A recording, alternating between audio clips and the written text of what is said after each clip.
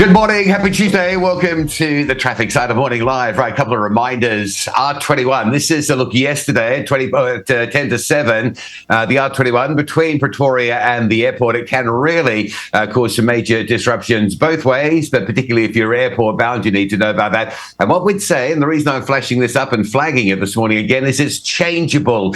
You might go down one day and it's a 10-minute delay. You go back the same time the very next day and it's a 45-minute delay. So it just depends where they've moved the works to, where they're working, how many lanes are closed. So what we would say is check before you travel, certainly from Pretoria down for those flights on the at OR Tambo using that R21. And not just at peak morning and afternoon, sometimes during the day you can run into some really big problems as well. And there's no worse feeling, is there, than when you've got a flight to connect and you hit the back of a traffic queue and you've got no idea how long you're going to be there. So just make sure you know what's going on the R21 before you leave.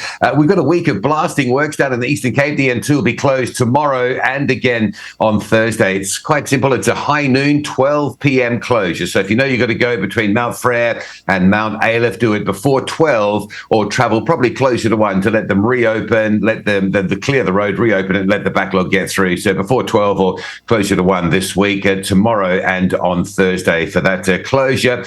Cape Town Baden-Powell worth a mention. This is 6:30 last night coming out of Muizenberg towards Mitchell's Plain via Strandfontein. That's a very unusual queue. There's a traffic timing issue. It's a bit complicated, but it's the filter arrows coming off Strandfontein onto Baden-Powell that are too long, so that keeps Baden-Powell traffic not moving. So in the mornings from Mitchell's Plain towards Muizenberg it queues, and in the afternoons you can see that's almost a 30-minute delay at 6:30, right, leaving Muizenberg out towards Mitchell's Plain and Khayelitsha. So hopefully the city of Cape Town will step in and do something about that situation and get that timing issue solved. And just a reminder where we are with the trains across the country. Train travel making somewhat of a comeback. We're seeing just busier general commuter trains across Durban, across Joburg, certainly across Cape Town. And I thought I'd just run this lovely video of what is undoubtedly, I guess, the most gorgeous train ride you could take in the country and probably across the world, really. Look at that. Imagine commuting to work with the ocean outside your window there. Raymond Maseko saying that the full train trip is 1 hour and 10 minutes. That's to get from Cape Town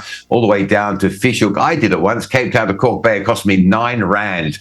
So it's clean, it's secure, it's very affordable, and of course you beat the traffic, and it's a lovely way to travel. Just look at that. We could run that. It's very soothing on a Tuesday morning, isn't it, to see that? All right,